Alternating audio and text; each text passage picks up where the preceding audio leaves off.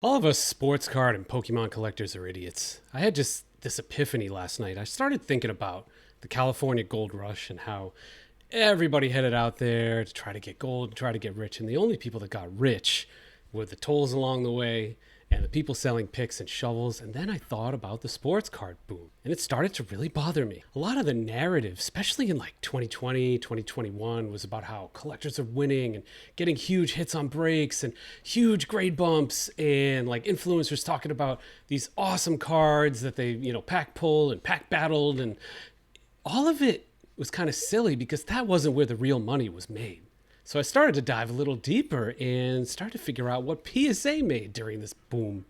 Now, PSA, they were the ones with the picks and shovels. We treated them like a god, and we sent everything and everything to them in hopes that the expected value would be positive, in hopes that we'd send a raw card in for X, and then it would grade a 10, and then it would be worth Y, and there was a certain percentage odds of that happening, and they got a flood. So who wants to find out how much PSA made off of us in 2020 and 2021?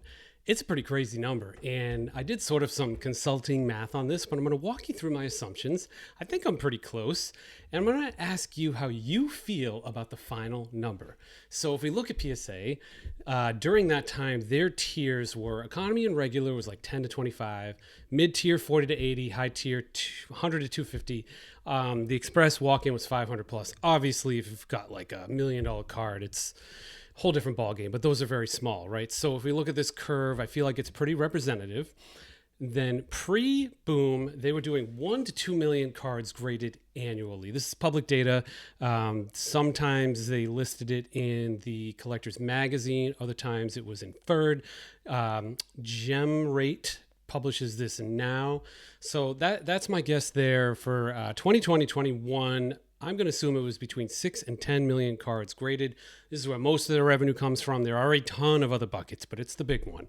So I'm going to say for these 2 years, 12 million total graded cards. So if we look at the $25 tier, we got 4 million there. $75 tier, we got 4 million.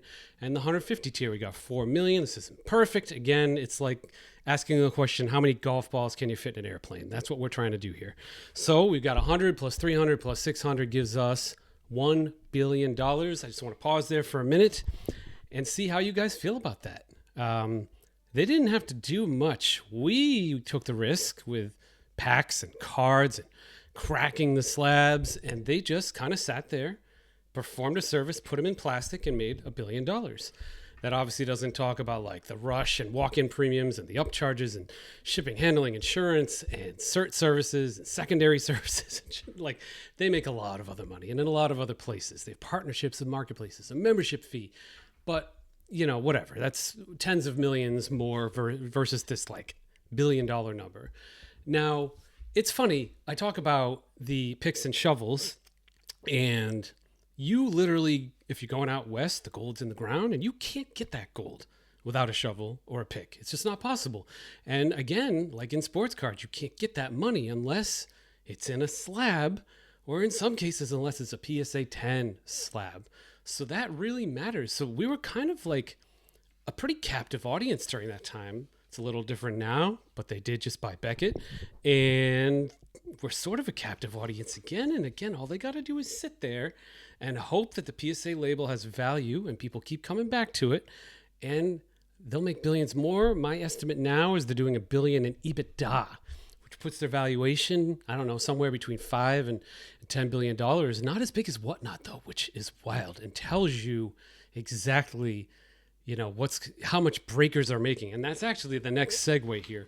So if you think about the Old West and people going out to California with their picks and shovels to get the gold, they also needed infrastructure. They needed doctors, and they needed a bar to drown their sorrows. They needed stage shows and other things. I don't know. I guess it's not a rated R channel, but they needed some other stuff out west. And I feel like that's what breaking has become. It's like, that is the entertainment provided once we got there. We're here. We want the packs. We want these chase cards. Breaking is available to us, just like the bar in the Old West. And they made a ton of money too. So, I can't calculate the auction houses very easily, like Golden or PWCC. That's difficult. Although, quick side note, eBay is a public company. And if you guys don't know this, every quarter, public companies are required to report to Wall Street. It's part of the processes. And the CEO is usually on that earnings call, and they're public. So you hit the investor tab on eBay. You can listen to these, and I encourage you all to do so. There's only two companies related to this space that are public.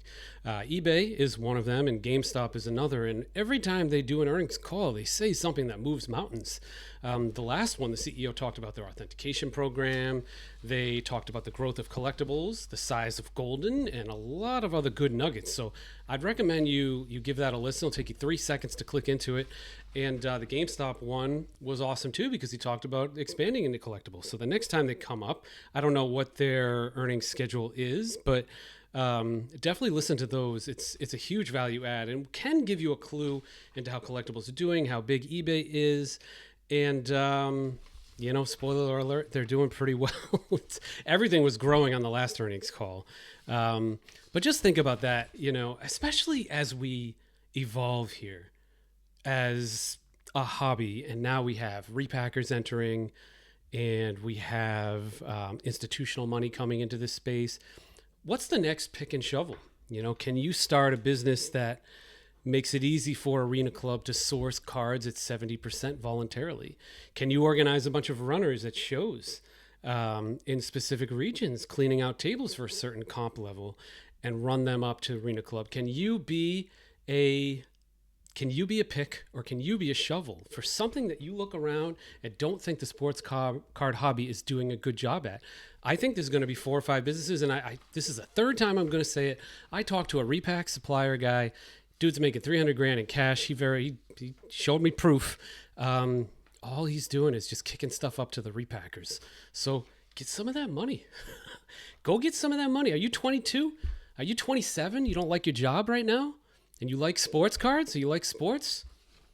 These are very low barrier to entry businesses. Just go to a card show on Sunday and start talking to people. Maybe you don't have the capital, but you can start with 1 card or 2 cards, or you can pool capital with 2 friends and form an LLC and do that together. Or maybe reach out to Arena Club, reach out to these middlemen and start networking and say like, hey, give me a shot. And they'll share that $300,000 a month with you, and you don't have any risk.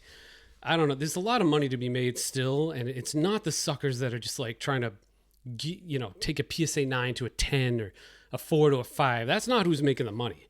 It's PSA who's grading it and making the money, and then Arena Club who's selling it 5 times, gambling, and then the breakers are opening for you. They're making money. So in the end, most collectors aren't winning because they're not thinking about it this way. So I want you guys to win.